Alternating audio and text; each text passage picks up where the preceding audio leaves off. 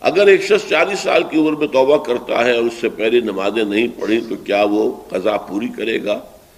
میں اس کی ضرورت محسوس نہیں کرتا۔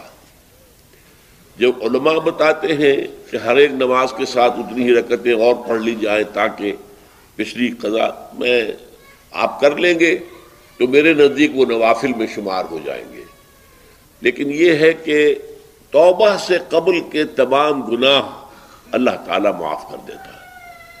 توبہ خالص ہو، صحیح ہو، شرائط پوری ہو، حقیقی ندامت ہو، آئندہ طے ہو جائے کہ اللہ کا کوئی حکم نہیں ٹالوں گا اور چھوڑ دیا جائے گناہوں کو، تو پھر توبہ صحیح ہے۔ اور اگر وہ حقوق العباد کا معاملہ ہے تو یا تو اس شخص سے معافی مانگی جائے، حاصل کی جائے معافی، یا اس کی تلافی کی جائے۔ چوتھی شرط یہ ہے حقوق العباد، بندوں کے حقوق وہ بندے ہی کریں گے، یا پھر آخرت میں آپ کی نیکیاں اس کو دے دی جائیں گی یا اس کے برے اعمال آپ کے کھاتے میں ڈال دیے جائیں گے۔ لیکن توبہ اگر صحیح شرائط کے ساتھ ہو تو تمام گناہوں کا کفارہ ہو جاتی ہے۔